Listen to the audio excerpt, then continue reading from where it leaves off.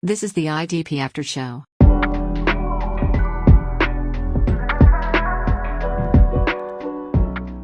Hello, and welcome to the IDP After Show. I'm your host, Jeff Pomazal.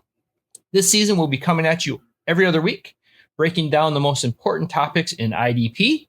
I'll be joined by members of the IDP Show team, as well as buddies from across the industry, breaking down some of the most important takeaways, analysis, and advice to give you a leg up on your fantasy football leagues. Make sure you subscribe on YouTube and wherever you listen to the podcast so you never miss an episode. Speaking of buddies from across the industry, I have the great privilege and honor to be joined tonight by Kyle Bellefeuil from Footballguys. Kyle, how are you doing tonight? I'm doing great, man. The honor is all mine, Jeff. I appreciate you having me on, man. This is way overdue. We have been, messaging back and forth for well over a year, and this is way overdue for us to finally get together to do a show. So absolutely, man. And an awesome. I was just gonna say an awesome topic too, right? It's always great to look back at the previous rookie class that we're going to talk about here. So pumped for it. Yes, it was quite the season. Speaking of seasons, we share a fandom for the Packers. So we've got we had a great week last week, hoping for a very similar outcome this week, huh? Oh yeah, man. I don't know about you. I mean, I didn't see that coming the way it went down in Dallas. I mean, I had hopes because I thought we had a shot, but holy smokes, man, that was something, right? No one saw that coming. Yeah. Like, literally everyone was picking the Cowboys by multiple touchdowns, and no one even gave us a chance. And we just came out and we looked like we belong. So yeah, I mean, it's a great time to get hot. San Francisco, we owe them one, so let's keep it rolling because they've got us quite a few times. Yeah. Well, at least we're not the only one they've gotten quite a few times, but it'll be a tall order. Yeah, for sure. Good stuff. Well, so you did mention we're going to kind of look back. So tonight's episode, we get the opportunity to look back over our rookie rankings that we set back in April and May. We ranked our rankings with Jake Colhagen and I. We kind of put together a combined list of all prospects, put them together, and as a good tool, it's always important to kind of look back over the season and kind of see where we hit, where we missed, and how we can improve next season. So tonight, Kyle's going to dive in with me and we're going to go through the rankings and kind of see players who performed well, who deserve to be there. And then that's some players maybe who didn't play as well as they probably should have, and players that we're going to kind of maybe move on from or buy low and buy the dip. So Kyle, are you ready to do this? Yeah, let's do it, brother. All right. It's easy to start at the top. We have Will Anderson Jr. out of Alabama. He was drafted by the Texans. I think he was probably everyone's number one coming out. He had a great season. He led all rookies with 65 pressures, 43 hurries, 14 quarterback hits, and 8 sacks. He also had 42 tackles for the team. So he graded out exceptionally well. He was the third rated defensive lineman in his rookie class overall. He played a very creepy 666 snaps this season. So I don't know if you're into that kind of stuff, but he's did nothing to scare anyone away if you were invested in him. So I think the sky's the limit for Will Anderson Jr. I think this is only the beginning for him. So yeah, I'm right there with you, man. You know, like you said, he was probably everybody's top IDP rookie, and he was mine as well. Like you laid out, fantastic rookie season. The pressure numbers are good. He had a 14.8% pressure rate. That includes the playoff game where he had 6 pressures on Joe Flacco in the Browns. Like you said, the future's bright, man. We were pumped for him coming out of Alabama, and he delivered very well in his rookie season. And I think he is a highly coveted edge asset for us in IDP Dynasty leagues for sure. Is there anyone, Kyle, who you see that you wish you could jump back in your time machine and take over him this season? No, I think he's still the guy for me. I was a huge Anderson fan. I loved his tape, his profile, and production coming out of Alabama, and he did exactly what I was hoping as a rookie. He showed us the player that we thought he was, and it's just the tip of the iceberg, like you said, man. It wheels up from here on out. So he's still my 101. Yeah, I think so too. And I think he kind of cemented himself as, like, even in dynasty redrafts or dynasty like startups, being one of the first edge players off the board. Not only does he have elite production, but he's also got that youth on his side, and he's got a coach who definitely believes in him. And I think being a former defensive player himself, he knows little nuances of the game that maybe you're not going to get from another coach. So I think that's a great situation for him to be in. So yeah, that's a great call. I love that aspect as well with D'Amico Ryans, right? He's going to know how to get this guy in the right spot to get the most out of him and what to tell him, when you do hit that little bit of slump, because it happens to all players of all the positions, right? So yeah, I'm with you, man. I love his situation there in Houston for sure. Yeah, and it's a fun story too. We talked earlier about how Green Bay is a fun story, how these young teams kind of come together, peaking at the same time. The Texans are kind of like that AFC version of the Packers too. They're a young team. They weren't supposed to be there, and here they are. Absolutely, man. I totally agree. Oh, good. Well, don't agree with me all the time, because that's not what we're here for. So, all right. Well, I'm sure we'll find something. It's like a date. We're just kind of first couple. Right. Yeah. All right. Well, our number 2 guy was Jack Campbell, linebacker out of Iowa. Premium draft position, draft capital, landed in a great spot. He did very well as a first-year linebacker. And I think that's something like we kind of get spoiled sometimes. We think that linebackers are going to come in and just perform super well. But linebackers, I've heard, is probably one of the hardest positions for a rookie to learn, just because of all of the schemes and just the blitzing packages that they have to pick up, different like routes from if they're spying on the quarterback. So there's so many little intricacies that go into the linebacker position. It's kind of like we've heard, like the tight end spot's a really tough spot for rookies to pick up. Linebacker, I think, is the defensive caveat to that. Like it's that same position. There's just so much thrown at him. And I think Campbell's smart enough, and he's got all the tools to be a great one. So he did have 94 tackles this season and 2 sacks.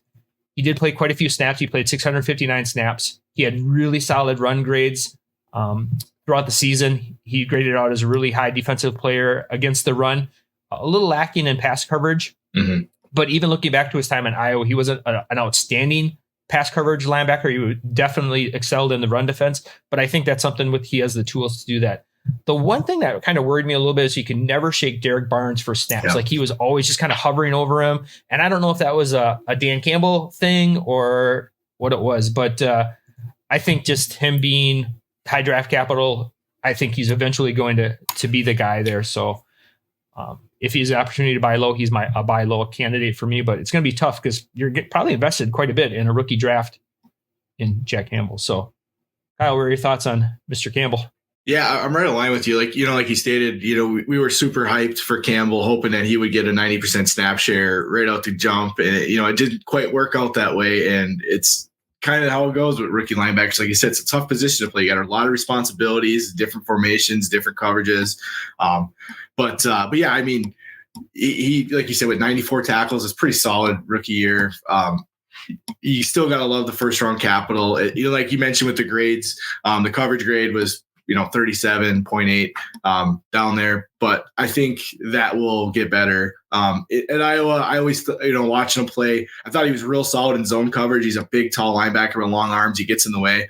Man coverage was probably going to be a little tough. I mean, it's tough to cover backs out of the backfield and these athletic tight ends. It just is. So I think he'll grow with that in time. And I'm with you. The whole Derek Barnes thing had me question marks everywhere. It's like, man, how come you can't overtake this guy? Not that Derek Barnes is horrible. I know he had a really tough rookie season. If you looked at the grades and production, he got a little better. He could only go up, but he couldn't shake him. In Detroit, they're a competitive team pushing for the NFC North. So Campbell was going to play his best guys the guys he felt were best for each situation. And so it led to sporadic snap shares for Campbell. But, like we talk about first round draft capital, I think he profiles very well for IDP production for the long term. Just he's a tackle machine. And I think his coverage will only get better. I mean, I guess you can really only get better when you grade that low. But right. Yeah. But yeah, I'm still in there on Campbell. And like you said, people that drafted him invested probably pretty high draft pick in taking him in your rookie draft. So you got to pay up to get him, but if you can get him at a fair value, I'm still in on it for sure. I totally agree. And I think the hard part is you look at Campbell and he was a rookie on the team and didn't get a lot of snaps. But then, a guy we're going to talk about in a few is Brian Branch, and he played a ton, but I don't know if that was more opportunity because of, CJ Gardner-Johnson going down with an injury and just kind of the next man up kind of thing. So, right. Yep. Yeah. So moving on to our number 3 rookie IDP player from last year in our rookie rankings, we had Tyree Wilson, Texas Tech edge rusher. He was our number 2. Now, if there's a guy that probably had a disappointing season and maybe was overdrafted a little bit by IDP managers, it was probably Wilson. He just came out of college. Like, he had just all of the tools and all of the talent. He had just he was built in a lab. Like, he was it. He's kind of disappointing this year. He only had 24 pressures, 16 hurries, 4 quarterback hits, and 4 sacks. And a lot of those came late in games when they were already out of, it wasn't as competitive anymore. So either they were up by a lot or down by a lot. So that's kind of a little disheartening too. He did play 493 snaps. Most of those came towards the end of the season. So, hopefully that progression is there. He's got a coach, hopefully, in Antonio Pierce, that, again, we talked about it with DeMarco Ryans, is a former defensive player himself. He's going to be able to get him motivated, not only on the field, but in his head too, to do that. And I think there's a couple times during games you saw that where Antonio Pierce was screaming at him from the sidelines, trying to get him motivated, get him in the right place, because I do think he has the tools and talent. He just didn't show that this year in play or his performance and grades. So. Yeah, I'm right along with you. Tyree Wilson, he's the 7th overall pick. So I mean, we're getting excited when you see an edge rusher go that high. Big dude, big frame, and a massive pterodactyl wingspan, like insanely long arms, which gives you great leverage, especially when you're a big guy that can move for a guy his size, right? I always thought Wilson was going to take a little time. Most edge rushers do. It's not saying anything extraordinary there at all, but I always felt Wilson was going to take some time to develop. I like his profile and everything, and I was just hoping to kind of see some flashes, and we did, like you mentioned, at times. It wasn't, a huge, big sample size, start, middle, finish, or anything. It kind of saw it at the end, like you said, but we got to see the glimpses. I do like, they are invested in him, and like you said, I hope they keep Antonio Pierce as well, and I think he'll get the best out of him. I know Malcolm Kuntz was a hot name at the end of the year out of that edge group. Yeah, he showed up big there at the end. He'll be entering the final year of his rookie deal, so it'll be interesting to see what that edge mix looks like if everything comes back, as it sits right now with Antonio Pierce, and the team was motivated in how they were playing. I think Wilson obviously will have a bigger share of it. It never hurts playing across from Max Crosby if Wilson can get it going, right? So, and learning from a guy like that too, because I mean, if you want to see how to keep your body right and how to get through a season, that guy plays a ton of snaps. He plays as hard as anybody in the NFL, and he plays the run, he plays the pass. I mean, there's the dude to learn from, right? And I think you hit it, Kyle, too. It's not just what you do on the field, on Sundays. It's like what you do, Monday through Saturday to prepare yourself, get your body right. The off season, I think, is going to be huge for Wilson. If he gets in with Crosby and he does his workouts and he does his the maintenance that Crosby does to take care of himself and play at the elite level that he does, I think Tyree Wilson is gonna far exceed this season easily, going forward, just because of just that mindset and mind frame. So I think that he's definitely a buy candidate for me right now, and you're probably going to be able to get him pretty cheap just because the owner's probably going to be frustrated with production this year. So. Yeah, if you can find an impatient manager selling him at a discount, I'm with you. I'm buying for sure. Yeah, and like you said, it's going to be tough. He was the 7th overall pick, so it's there's a lot of hype with that. So maybe wait till the shiny new toys pop up in this year's draft and get them for a later pick because somebody wants to jump on something new. Well, there aren't a lot of shiny toys on the offensive side of the ball this year, so maybe this will be the shiny defensive side of the ball draft this year. So. Well, speaking of shiny new toys, the Packers got one, and Luke Van Ness was our number 4 ranked rookie that last year. Again, playing Iowa, playing that edge position. He just, again, a lot of these guys look like they're all built in a lab. Yeah, it's kind of like when I look in a mirror every morning, I just kind of see the same thing. And so when you see a player like this, you're just like, wow, there's nothing wrong with this guy. He's perfect for the position. He had 20 pressures, 9 hurries, 5 hits, 6 sacks, and 30 tackles. And I know you as a Packer fan saw this too. We're starting to see glimpses of that more and more in these later parts of the season. He didn't get a lot of run or traction at the beginning of the season. I don't know if he was just the learning curve or dealing with injury, but we started to see him show up He got a sack against Dallas in the playoff game. So we're just starting to see, again, like the rest of the team, just starting to peak at the right time. Yep. He had 417 snaps. He really graded out well towards the end of the season. A really solid tackler, and you love to see that as a defensive edge player, because those are going to get you those bonus points. Defensive edge players, as an IDP person, we look for those sacks, but those tackles give those players a really nice high floor. And I think Van Ness has that kind of potential, having a high tackle floor, and like you said earlier, playing with Tyree Wilson, playing opposite Max Crosby. Here we've got Luke Van Ness playing opposite of Rashawn Gary, who just signed a big deal, so he's not going anywhere. And so you got that tandem kind of going forward. So what are your thoughts on Mr. Van Ness? Yeah, I mean, first off, like you said, just like you, it looks like he's built in a lab. You guys are just put together like the Hulk, and he's an impressive guy. When they drafted him, it was traits, speed to power, big, strong dude, explosive, right? He checked all the boxes, and that's kind of Green Bay likes those types of guys. He's a versatile dude. He can kick inside. He can play it on the edge. We saw it at Iowa. He's done it a little bit for Green Bay this season too, in different fronts, 4 and 5 man fronts. Like you said, he kind of peaked at the end of, or not peaked, but he started to flash more at the end of the season. And I thought against the run and pass both, he looks like he really was starting to set the edge with confidence and hold his ground and really see it. And his pass rush, I always thought he needed to develop his pass rush repertoire, but his speed to power trait was going to translate, because the dude's so big and strong and quick off the jump. So I thought, when he did get his chance, we might see him get home for a couple, just because he's an explosive guy playing unlimited snaps. And we started to see that a little bit, working in that rotation. Him and Kingsley Enagbare were a nice duo when they came in, when Preston Smith, Rashawn Gary would come off in certain sets. I'm really, really excited about Van Ness the long haul. Preston Smith, he's been solid. He's just a pro's pro, man. He does everything well. You can rely on him, He's under contract till 2026. So he does have an out after this year. Curious to see like what happens there. I could see a restructure coming. I think he likes it in Green Bay, and I think he fits well there.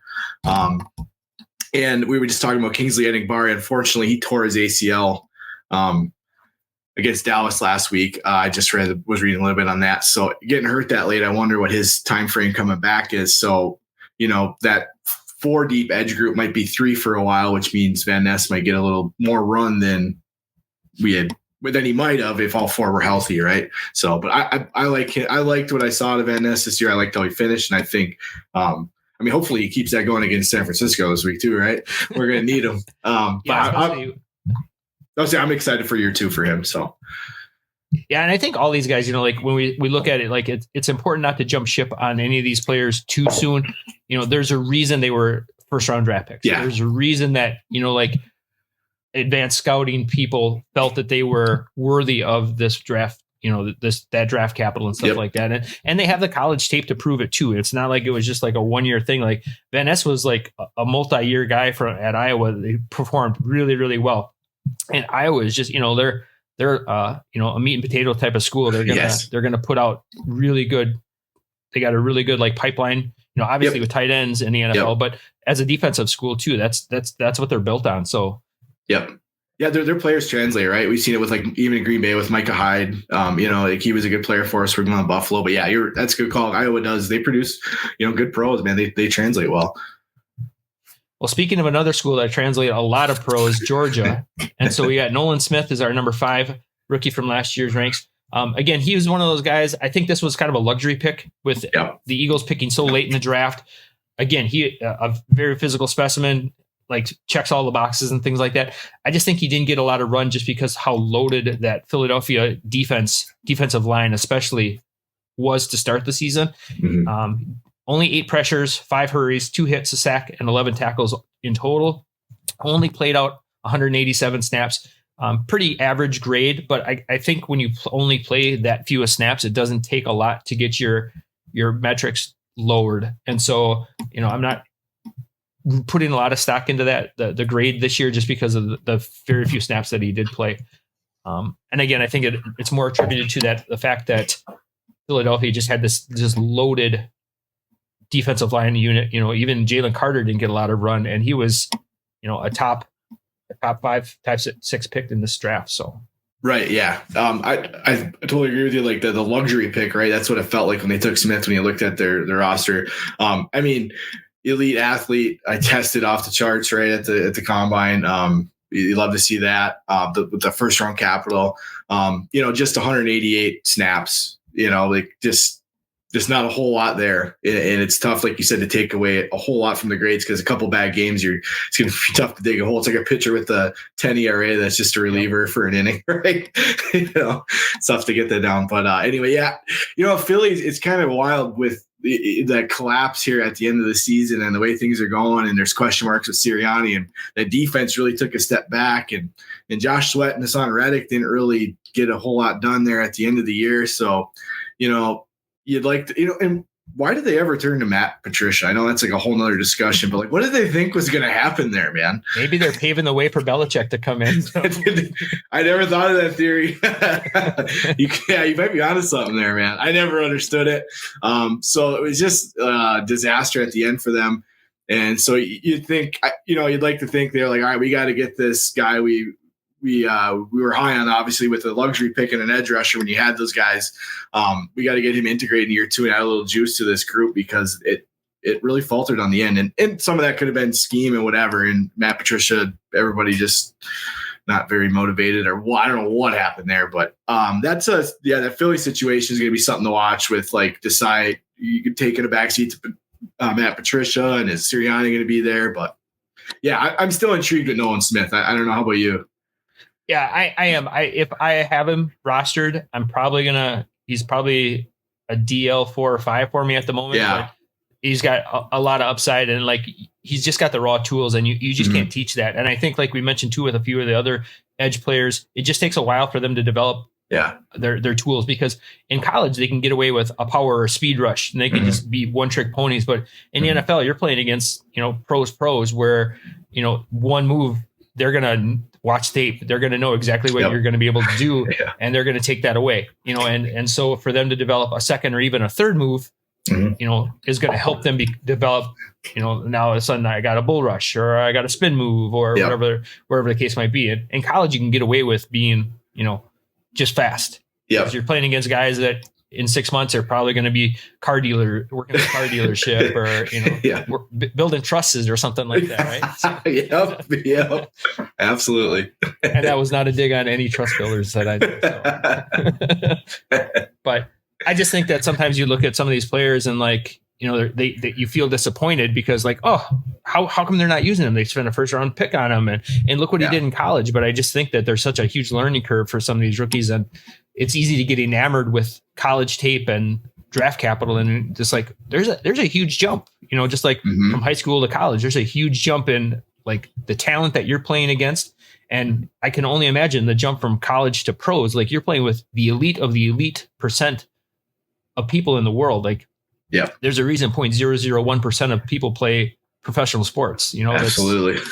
So extremely difficult.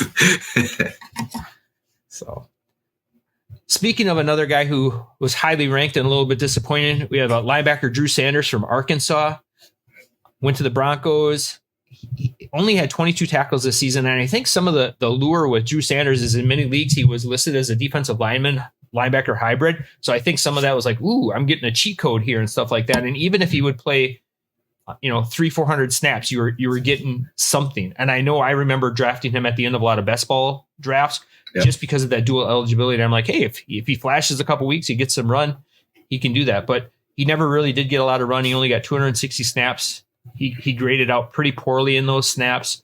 He's a 3rd round player, so there's a little bit of investment there, but not anything where he's guaranteed a spot. He's probably one of the first few guys that probably the arrow is kind of pointing down for me. If I do own him, I'm maybe looking if someone will take him from me. He's just kind of one of those guys that I didn't see it really transition to on game day. And, I know that he's kind of playing behind Alex Kringle and Josie Jewell there, but, Josie Jewell is nothing really to write home about. And if you can't get snaps or anything away from him, especially when their season was done, when they benched Russell Wilson, I was just thinking he was going to get a little play, and he never did. So Yeah. Your thoughts on? Yeah, Sanders was an interesting case. He was a guy who transitioned he transferred from Alabama to Arkansas. He transitioned from edge to linebacker, and he just had the 1 year, and he was super productive. But you could see, there was a learning curve too, because he struggled with missed tackles in college. That was the one thing. And, the angles and everything's different when you're playing off-ball linebacker than edge, right? So he was kind of like an interesting guy because he's this like 6'5", 245, big, long, athletic linebacker who could play edge and get downhill, and he could do a lot of things, and he can make plays line to line. But yeah, he didn't really see the field much. As a rookie, like you said, 260 snaps. Alex Singleton took over the lead role, and Sanders just never got ahead of Josie Jewell, which I was with you. I was kind of hoping at the end of the year he might just be like, let's see what Sanders got, because Jewell's going to be a free agent. And I would think they probably are going to move on there, right? So that was kind of a bummer. I do think Sanders has a shot to push for this spot in camp.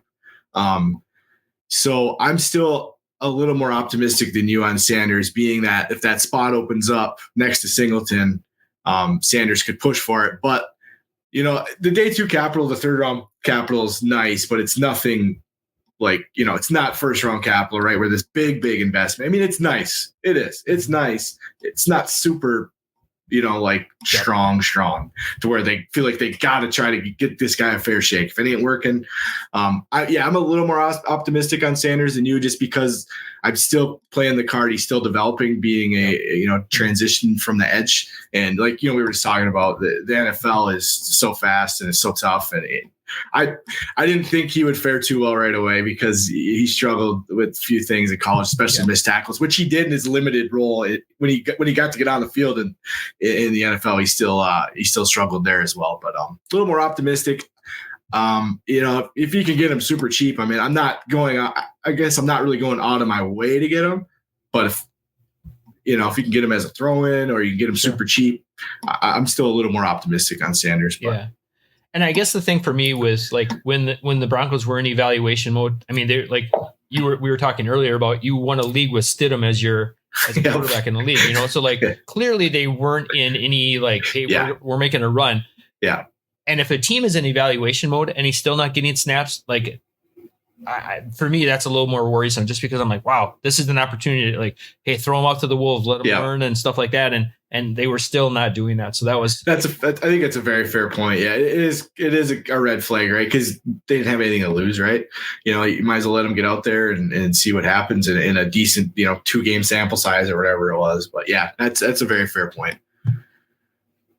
You're making me feel really good tonight, Kyle. Hey, man. So, hey, we're on a date. We're on a date, right? That's what we're doing. Hoping for day 2. So, I have to, before we talk about this next guy, if he asked me out on a date, Kyle, I don't know if I can say no. So you're right there all the time. But if Syndey Brown asked me out on a date, I'm going to have to say yes, because I have the hugest man crush on Syndey Brown ever since his days in Illinois. Like, he is like what I feel an NFL safety should be, like, super hard hitting, great hips, turn, run with any tight end. He can run with most wide receivers, like, plays really strong run defense. Like, he was like super high. He was my safety 1. I didn't leave a draft without him. Like, I probably overdrafted him, and that's probably why I jinxed him, and he ended up tearing his ACL in the game. So I apologize, Syndey Brown, wherever you are. I apologize. That's my fault. But I didn't see Reed Blankenship being the Reed Blankenship that we saw this year. And I thought Syndey Brown was going to take that job day 1 and just be lights out all season long. And that never happened. But the opportunities that Brown did get on the field, he played extremely well. Every coach that went into the draft room, Philly does this weird thing where they all can put like a red chip on a player or whatever. And Syndey Brown got the most red chips out of any player ever in the draft. And so, like, he's like the guy everyone wanted. And so I was like all in. And we just never saw that happen. He had 39 tackles this year, a pass breakup. He did have an INT that he returned for a touchdown. He graded pretty average in most of the games, but games that he played more snaps in, he graded really well in. So I think he's like one of those players, like running backs. The more times you feed him, he just gets into the flow of the game and he starts pounding them out. And so, unfortunately, with this late season ACL injury, don't know if he's going to be ready for the start of camp, the start of the season next year. But that might be a buy low opportunity too. Just being like a defensive back. Some managers might be like, I can find another one. Right. If possible, if any league that I play in that I don't have him, I'm definitely going to try to acquire him just because I feel he's going to come back strong. He's just got that mentality. So now that I've confessed my love for Syndey Brown, Kyle, you got anything left? I liked Syndey Brown as well. I don't think I was as much as you. I mean, it's not possible, but yeah, I was just gonna say I don't think it's even possible to be there. I liked his play style. Right, he's an aggressive dude, athletic as hell, well put together. He looks the part, right, of what we look for a safety, especially as IDP gamers. It sucks because of the torn ACL, right? You look at that safety group. I didn't see Reed Blankenship coming either this year the way he did, emerging and all that. I'm with you there. He's in the final year of his rookie deal. And from what I was reading a little bit, I didn't see like all the contract details and all that, but it doesn't sound like Kevin Byard will be back and that was just one beat writer's opinion, I believe. So, I mean, there would be an opportunity. It's just, when is he going to be ready? Right. But I do think when he is ready, they're going to want to see what they got. Cause like you said, he showed, that pick 6 against Arizona, man, that was pretty awesome, right? He showed he's got juice and he's a playmaker and he brings something to that defense. So I just hope for a speedy recovery because it's like brutal to get hurt at the end of the year like this. But I still like Brown as well. And it'll be like we mentioned too with Nolan Smith too. I think that the coaching staff is going to have a lot of the new coaching staff, or if Sirianni's back, I think a lot of that will play out on how a couple of these rookies will be handled kind of going forward. And we hear the next guy up is another Eagles defensive player, Jalen Carter. Another guy that was taken really early in the draft, top 10 pick. Extremely athletic guy for his size. The highlight for me for Jalen Carter was when he tried to like intercept that spike pass. Like it never seen and he's like, when he's not watching Need for Speed or anything like that, he's like watching TikToks of like players, and that's where he learned how to do that. The dude had 49 pressures, 38 hurries, 4 hits, and 7 sacks. He played 562 snaps. He graded out as the number 1 overall defensive lineman as a rookie. So I think just that, and then playing at an interior defensive position. So I know you play in a couple leagues where you play a defensive tackle and a defensive tackle premium. Like he's got to be just a high asset for any manager. So. Yeah, absolutely. I was a huge Jalen Carter fan. Watching Jordan Davis's tape when he was coming out of Georgia, I kept seeing 88 and I was like, man, this kid, this kid's a baller. I can't wait until he comes out too, and I like Jordan Davis and everything.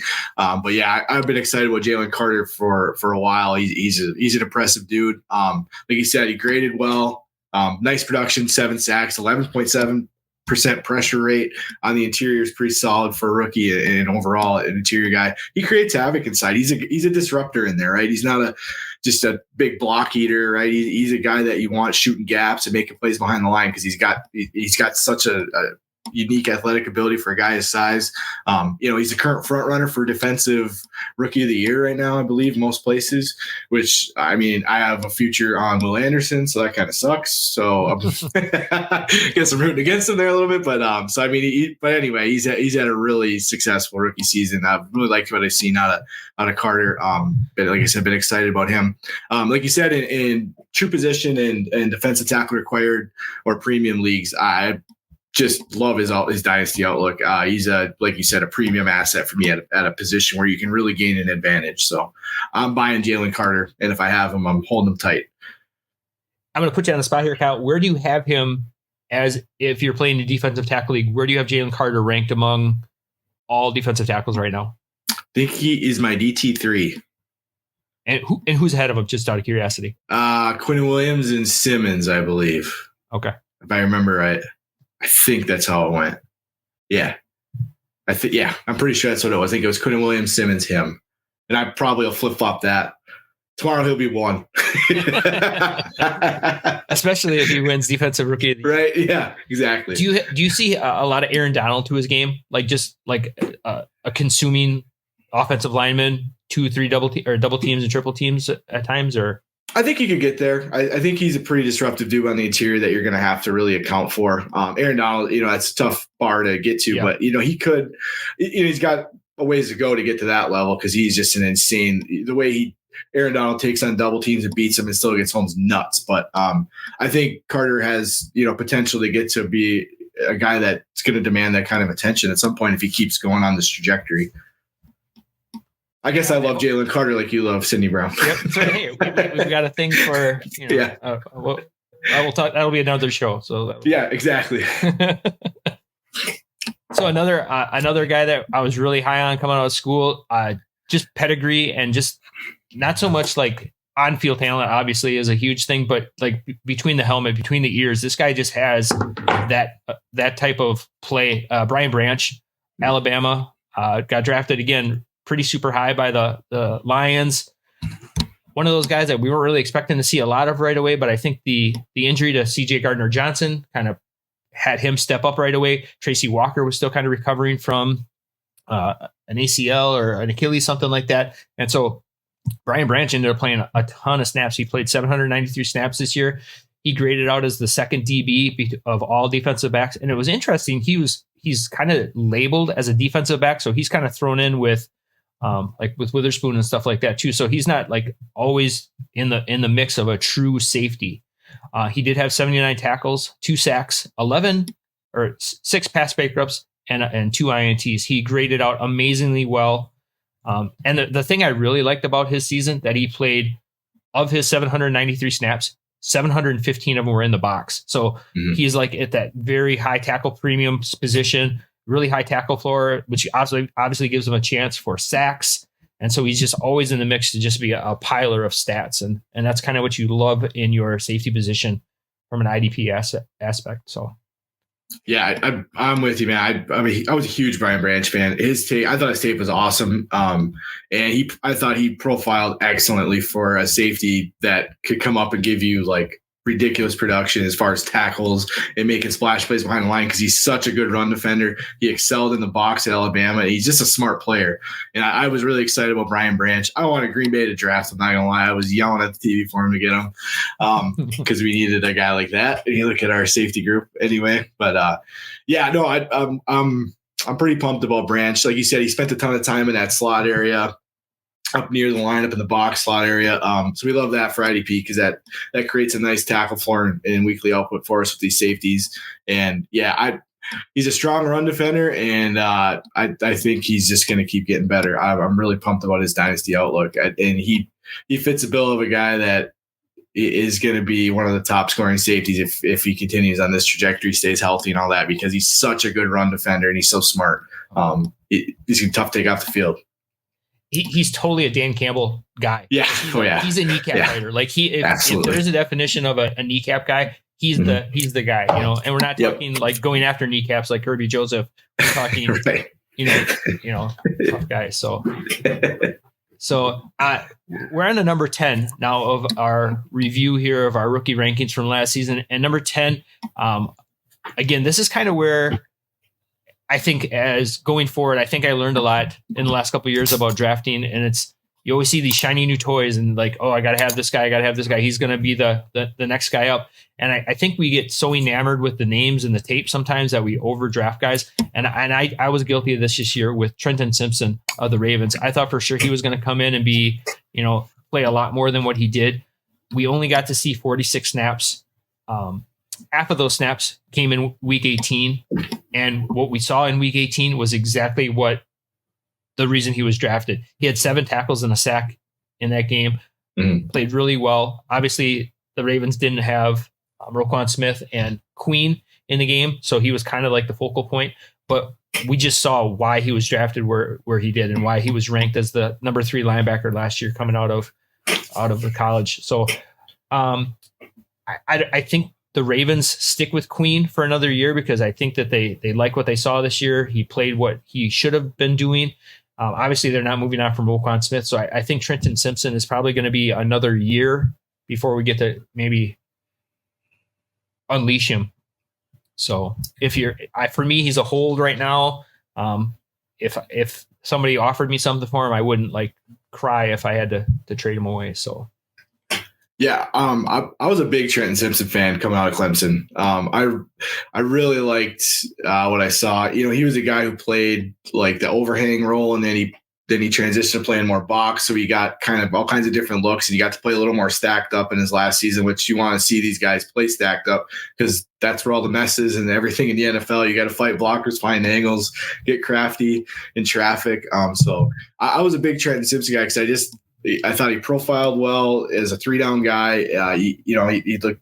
There was plenty of tape out there of him carrying tight ends in coverage and being able to mirror out the backs on the backfield. I thought he kind of had. Not that would have transitioned right away. That's a tough thing to do in the NFL, but like he had the ability, and as a blitzer as well. But yeah, we didn't get to see much of him, right? Patrick Queen had a really nice year, big year for him because it was a contract year. So Simpson was, the third wheel who sat on the bench and played special teams because Roquan Smith's going to be out there as well. I'm really curious with Patrick Queen. I feel like he's going to look to get paid like a big second contract.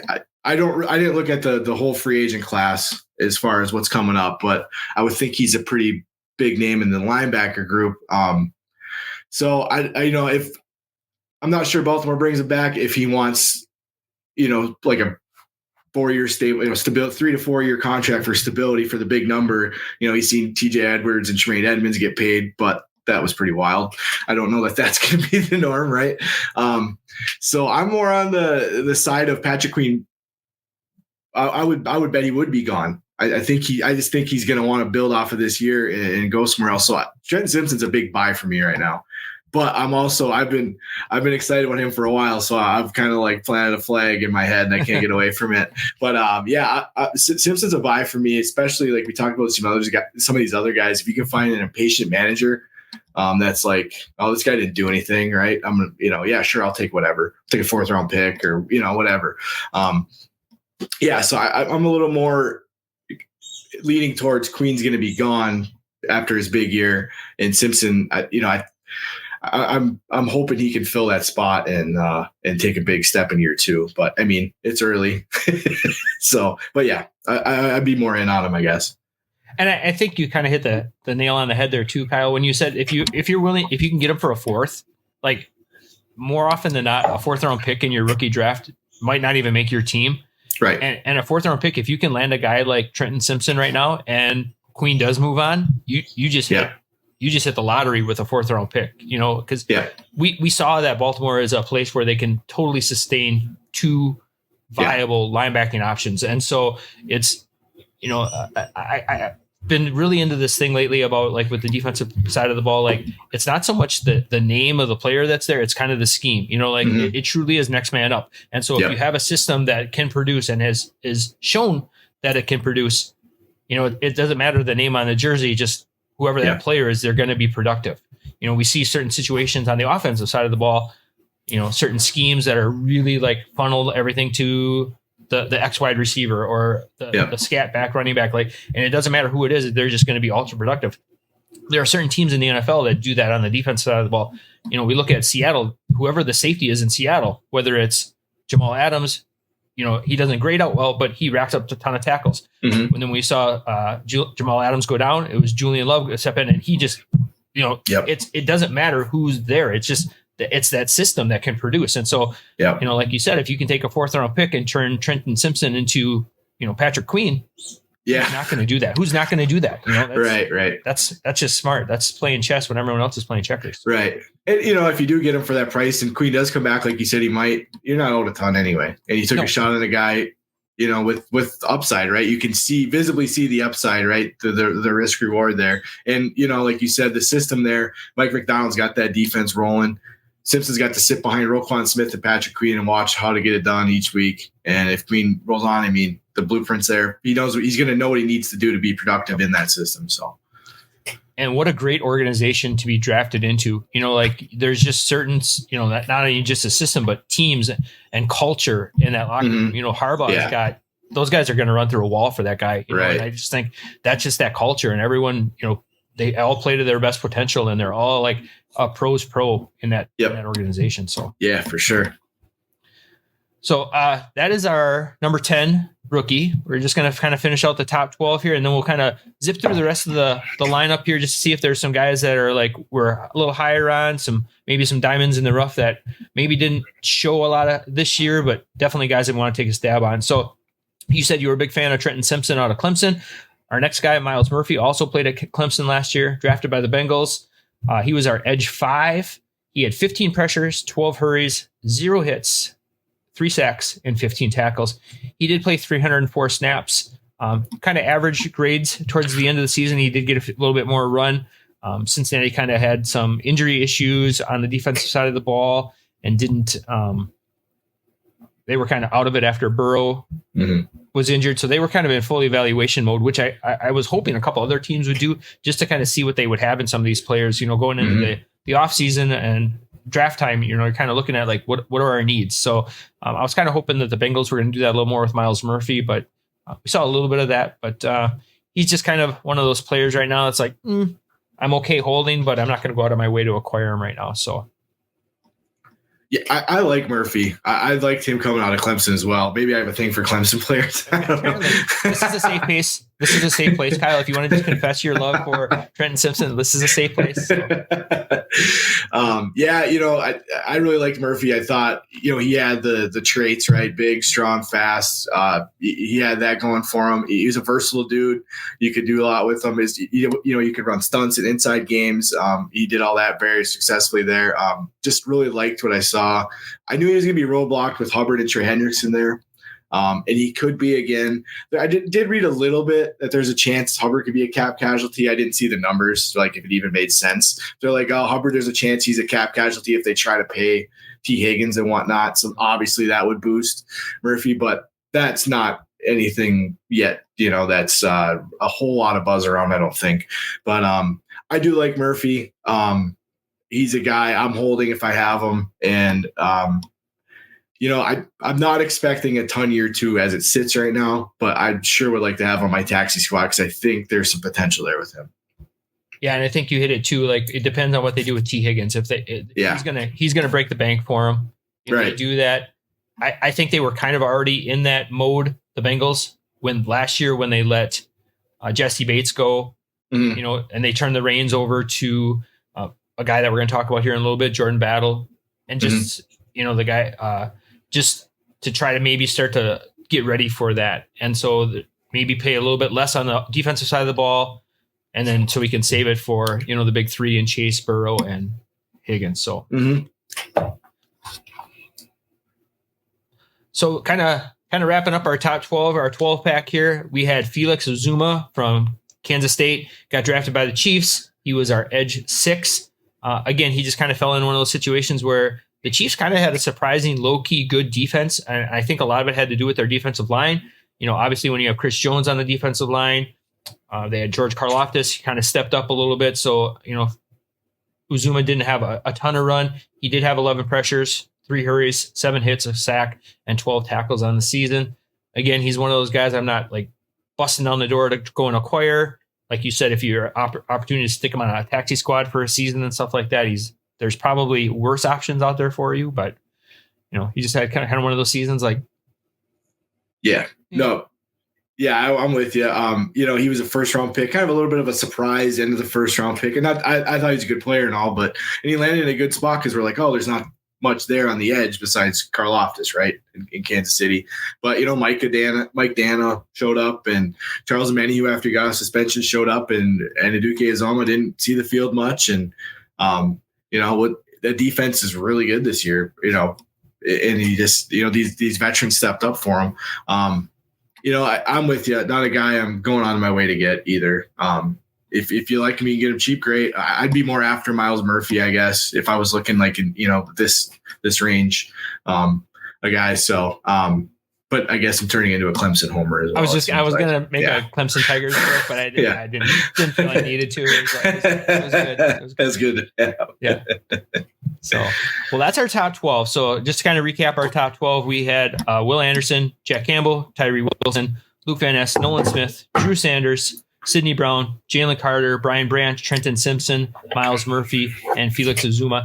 I think if you look back there's no one on that list that's like, oh, that was a terrible preseason pick. Mm-hmm. Again, this list was made last year, April, May, right after the draft. So it's kind of like, just coming out of college, we're all, watching pro days and things like that. So I don't think there's anyone on this list that's like, they don't deserve to be there. I think looking back right now, as the season's over, I think it's still a pretty solid list. I don't think there's anyone, maybe Drew Sanders was maybe a bit high, but I think if you look across the industry, Drew Sanders was probably in your top 12 on pretty much everybody's rankings. Yep. No, I totally agree. Yeah, this is a lot of the names you're going to see if you looked at these lists last year, when, like you said, when you were making them in early rookie season. Yeah. And like we said earlier, I think this is a good process, a good learning thing to kind of look back and see, like, where our hits, where our misses and things like that. And just to be cerebral about it, because that's how you kind of grow, like you can't do the same thing and expect different results. So absolutely, kind of looking at the rest of the list, is there anyone like numbers, 13 and beyond, Kyle, that you're like, this is a guy that I really want to go out and get because I think, year 2 is going to be a great breakout for him. There's obviously a lot of names of some players that were drafted very high that didn't see the field a lot.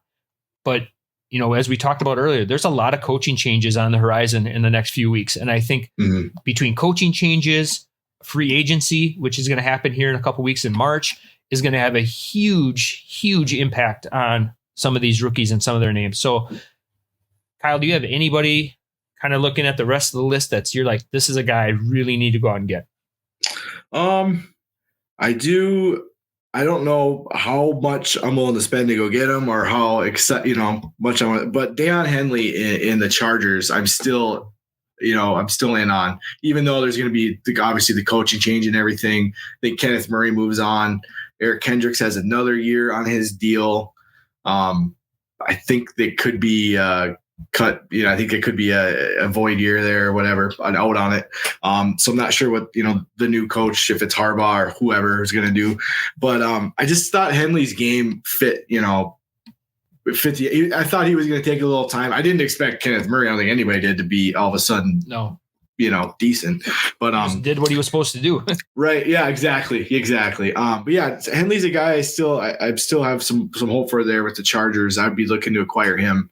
I just, he was another guy who was a position convert in college. He played offense and then he went and played linebacker. The more I watched his tape, at first I was a little worried about his ability to play in the box, but then you got to take into account he was just learning. And then the more I watched it, the more I liked it. And he athletically checks the boxes, and he's going to be able to hold up in coverage because he's a guy that can turn and run. And he's got a pretty aggressive temperament for a guy of his size. He's a little small, but not too small either. But I still kind of like Henley for the Chargers. I think there's another guy, right? A 3rd round pick, not huge investment, but it's nice. Like, it's something decent. It's not end of the draft or anything.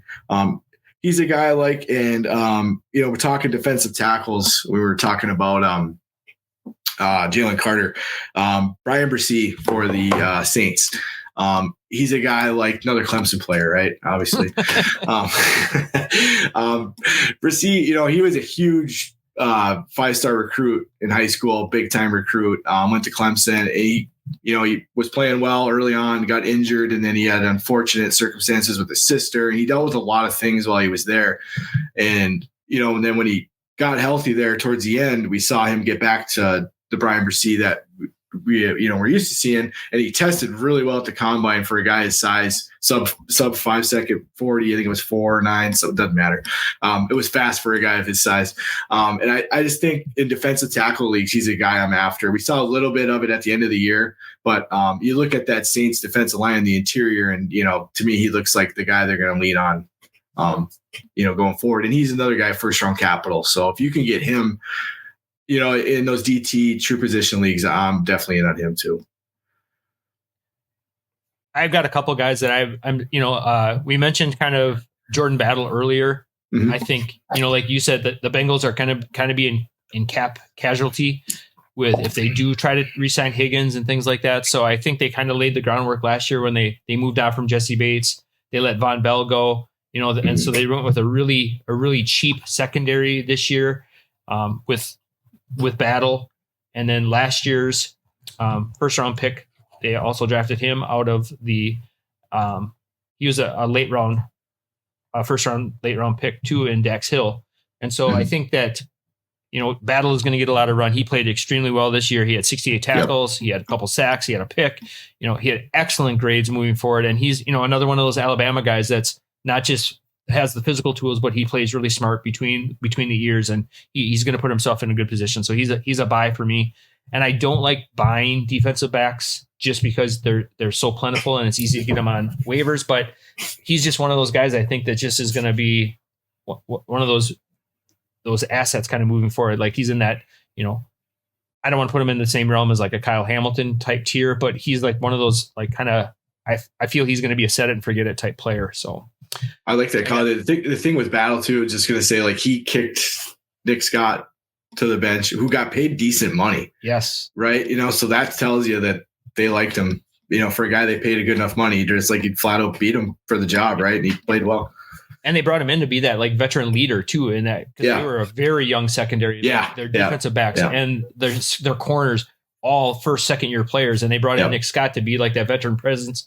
And he was like, "Yeah, I can have a headset and coach over here." So So another guy I really like is Will McDonald for the Jets. I think didn't show a lot of flash this year, so he's an extremely buy low guy. Just because if a manager did invest in him.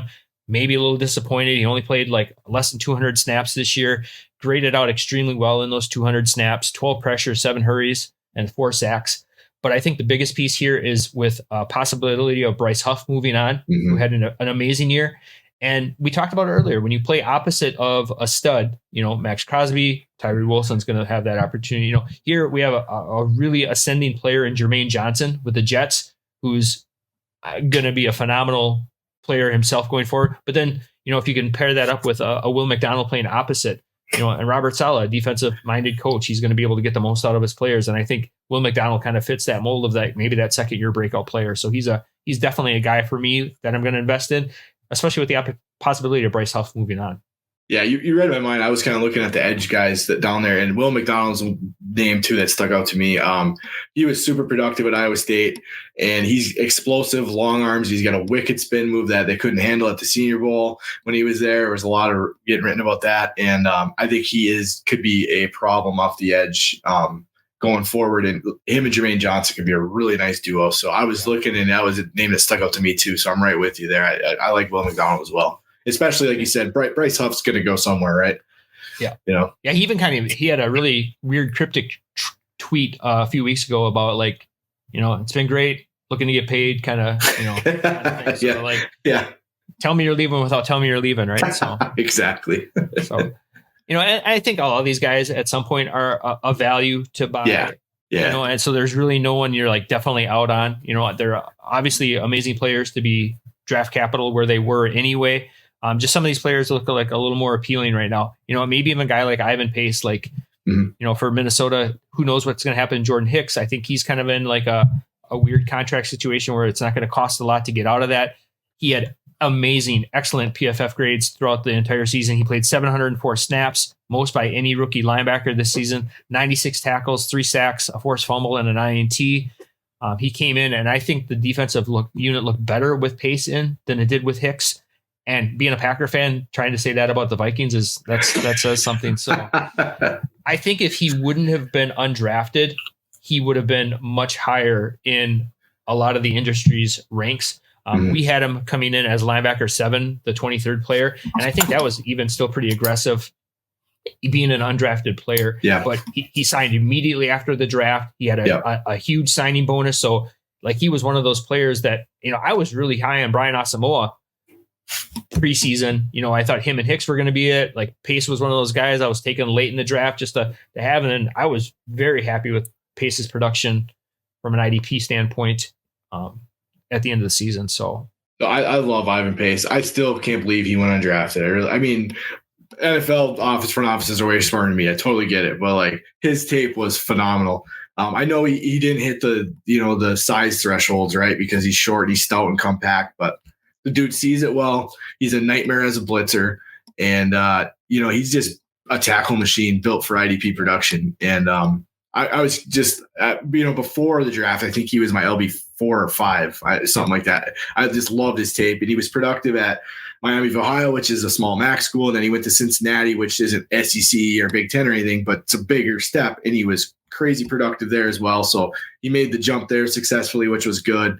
And I thought his tape was awesome. And I was like, man, how is this guy not getting picked? And yeah, when he got his opportunity as an undrafted guy, you wouldn't know it that he did win undrafted because he played so well. And there's no reason why you couldn't take that role.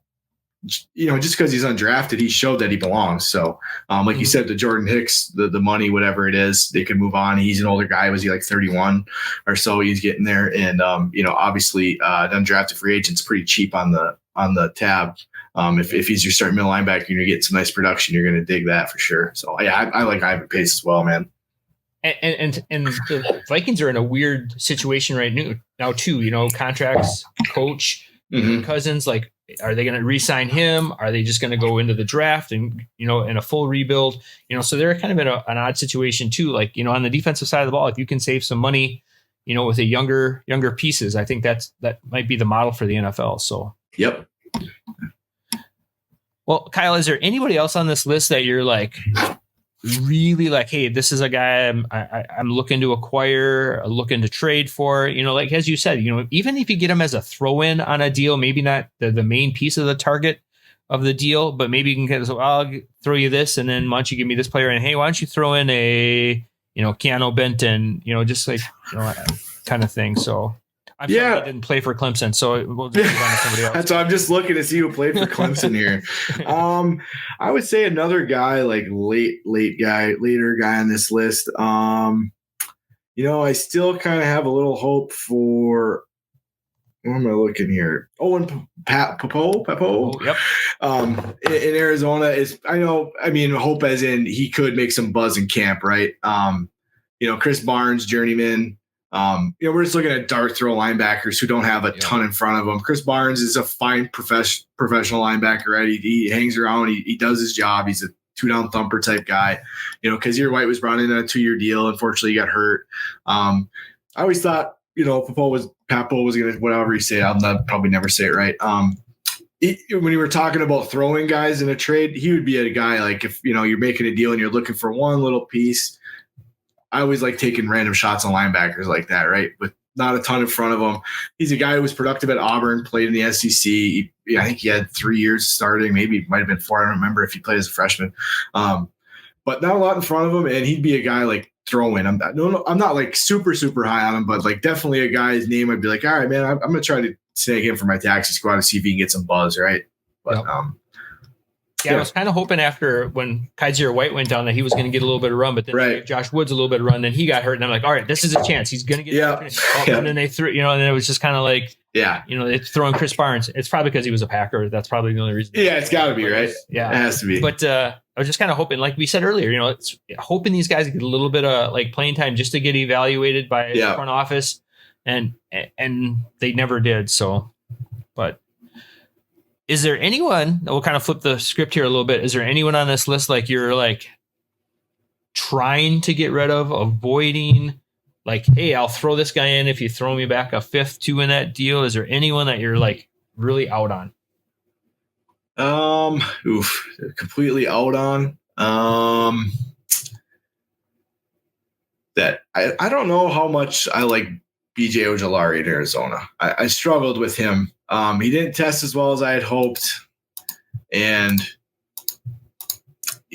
I don't. It's not that I don't like dinged up too, right? Yeah, he got injured and dinged up, and I'm just he's a guy. I guess I'd have no problem trading away. I guess if I looked at it that way, I kind of struggled with him. How much I liked him. I'd be up, down, and around, and he didn't test overly well. And I'm just kind of looking at names that kind of were buzzworthy, right? Rookies, not completely bottom, but he's a guy that I guess I'm not really in on. If I had to pick one that was a prominent name at some point, right? So, how about you? Did you have anybody or? I love the call on BJ Ojulari, and I think he's got a lot of buzz name value where you could probably get, and he was probably, he was our D-line defensive edge 8. So he's, came in with a lot buzz. And I think the name and his brother playing, I mean, somebody's going to like, I'll take a stab on a guy like that. One guy that I was kind of out on, I was high on him before the draft. And even when he got drafted, I'm like, this is a great landing spot. Dorian Williams for the Bills. You know, I loved him when he came out of Tulane. He was our linebacker 5. He did get 35 tackles this season, played 211 snaps. He plays pretty decent against the run. But again, here it is, a player that didn't get a lot of traction when an opportunity, and then these journeyman linebackers came in and played in front of him. We had Matt Milano go down with an injury. Okay. So then Tyrell Dodson beat him out. Terrell Bernard beat him out. And then like those guys went down. And then we saw this weekend, we saw Bernard get carted off. Like, all right, here's Williams. He's going to assert himself. He's going to be a stud going forward. Then we've got like Balin Spector coming in. Who's Balin Spector? And then even AJ Klein was getting some run. He was wearing the green dot there for a while, and it was just like, okay, so here we drafted Dorian Williams. He's a stud coming out of college, and we got Balin Spector. No disrespect, like he could kick my ass 7 ways from Sunday, but like, how can Dorian Williams not get on the field in front of Balin Spector or AJ Klein, who's been in the league forever, and so stuff like that kind of worries me, that if they're not getting a little bit of run and traction, and I get it's the playoffs and you have to put in the players that are going to produce, but you've got all preseason, you've got all of the season practices and stuff like that. And he couldn't assert himself as the linebacker 4 on a team, so he's a guy that if I have him, I'm like you said, I'm not losing sleep if I have to throw him in on a deal to get something done. Right on. No, that's fair. Yeah. When you're seeing him as the LB5 on that depth chart, it's a little worrisome, for sure. And when we go through these lists, it's easy to sit back in January and say, oh man, I drafted him or something like that. Yeah. So, speaking of misses, there's always a players every year that like you always wish you could go back into. And I think that's the great thing about IDP. It's very forgiving. Waiver wire week 2, you can hit some of these guys and they're the guy all season. So Kyle, are there anybody that you could wish you could jump back in the time machine back in your drafts in May and June and take a stab on rather than, maybe like a Dorian Williams or. Definitely, Byron Young for the Rams would have been a guy was definitely not high enough, even though he really caught my eye when he tested as well as he did in the combine, because you saw it on tape, that elite athleticism of Tennessee. But like the amount of snaps he played as a rookie, oh my goodness, right? If you had him, you're happy you have him, or you could have traded him. We got a profit, off of his crazy rookie season. He's a guy I definitely didn't have high enough. And his teammate Kobie Turner, another guy that we were talking before, some of the names I had him behind. I'm just like, oof, man. I just, big whiff there. And I love watching defensive tackle tape. And I just, Kobie Turner had, what do you have, 8 sacks or 9? And Byron Young had 8, I believe. Yeah, Kobie Turner had 12 and Byron Young had 8. Jesus. Yeah. Wow. And that's rookies. And they needed them to play. Like they had no other options. And it was like, like you said, it's like, how do you miss on a guy like that? They had to have him play. Byron Young played 1,000 snaps this season. And IDP is all about volume. You have to be on the field to play. And here are 2 rookies. We're in our top 50. Yeah. And they're probably huge sets going forward. Playing next to Aaron Donald, like we mentioned, playing with Max Crosby, it makes your job a lot easier. Well, playing next to Aaron Donald makes your job a hell of a lot easier. And he's taking double and triple teams on, which Byron Young obviously benefited from, and Kobie Turner as well, especially in the sack department. Yeah, absolutely. Yeah, those are a couple that it was like, man, I definitely was way too low on those guys. Looking at some of the names that were taken around the same time in the draft that I had ahead of them, it's like, oh dang, whiff there. And they had 3rd round draft capital too. I think they were only taking 12 picks apart, for the Rams. So,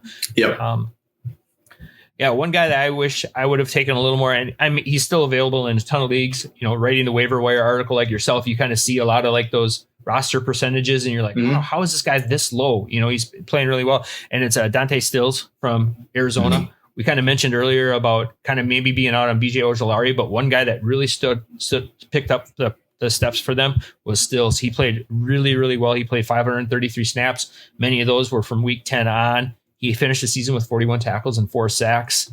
So he's a guy, if you're, especially if you play a defensive tackle league or a premium, like he's definitely probably a guy to kind of maybe consider.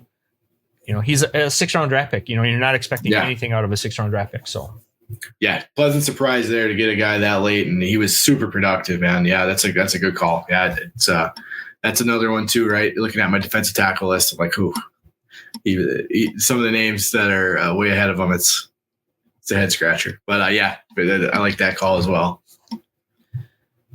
Is there anybody else, Kyle, that you're seeing like missing out on? Like, you wish you would have had a little more stock in? Definitely one more guy looking at the edge group is YaYa Diaby for Tampa Bay. He had the traits, right, coming out of Louisville.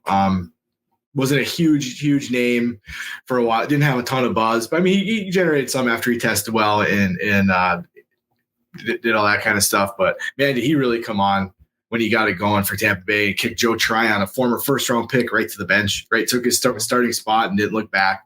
I definitely wish I would have been a little more in on him. If you have a couple shares of him, or a share or two of him, you're happy right now because it was a really nice rookie season for him as a 3rd-round pick, and kicking a former 1st-round pick to the bench is that tells you how much they like him. So for a playoff team, and very consistent all season. Like he didn't like just come out. Like he started playing like 30-40% of snaps all season long, and it wasn't like it was just like last like 4 weeks production. It was he hit the ground running for him too, and playing next to Vita Vea, he's a space eater too. And I think maybe that's one takeaway. We mentioned that a couple of times tonight, playing alongside some of these bigger defensive interior linemen. Maybe that's something like to consider on landing spots. Looking forward, in this next year's rookie evaluation. Like maybe it's more who you play with. You don't want to be the guy. You want to just play next to the guy. yeah, for sure, man. Yeah, look at the group as a whole, right? Yeah, absolutely. So, well, Kyle, this has been fantastic. This has been an awesome exercise, kind of going back through, looking at not only the thought process, but kind of getting a different perspective. Someone who maybe wasn't necessarily in on this exact rookie rankings, just kind of looking at it from a different perspective and kind of bringing some new insight. So I appreciate you taking the time coming on tonight. Kyle, where can all the good people find some more of your amazing work? Well, thanks, man. First off, thanks for having me, Jeff. Dude, this was a blast. I had a great time, man. It was great to finally get to sit down and chat, man. It's awesome. Talk some ball. You can find my work over at footballguys.com. Right now we're the regular season's over. We're sliding over to off-season mode. Gonna update the dynasty ranks, and I've been hitting the tape a bit on this incoming linebacker class and getting familiar with the guys, and was be kind of doing that, the new toys as we were just talking about earlier, gets familiar with some of these names. And now that the underclassmen have all, the deadlines hit, they're all declared, we kind of get a good picture of what the group looks like and who to start watching and get familiar with. So it's kind of where I'm headed. And one of these days I'll start writing again, because I'm sure I'll get the itch. Right now I'm just watching playoff football, hoping my Packers keep going, man. That's right. Let's go. One more week, huh? Yeah, one more week. Let's keep the run going. Yep. Absolutely, man. Well, that's fantastic. I appreciate it. Again, like this has been way overdue for us getting together and stuff like that. We've kind of been back and forth. We play in a couple leagues together and best ball leagues and things like that. And it's just been fun to kind of like see your work and learn from you and stuff like that. So I appreciate you coming on tonight. So, thanks for having me, man. It's been fun. Really appreciate it. Well, hopefully it's not the last. So right. I'll bug you a lot more. So let's do it again. Perfect. All right. Well, next time I'm going to be talking with my good friend Eric Harms, and we're going to be breaking down some best ball strategy with last year's IDP Madness winner, Andrew Morgan. And we're going to kind of break down his roster, his draft construction, and kind of see maybe how to draft a best ball team. Because obviously I was not too hot this last season. So join me next week as we take a look at some recap of IDP Madness. So again, for Kyle, appreciate you coming on. Thank you for listening, and we'll catch you next time. This was the IDP After Show.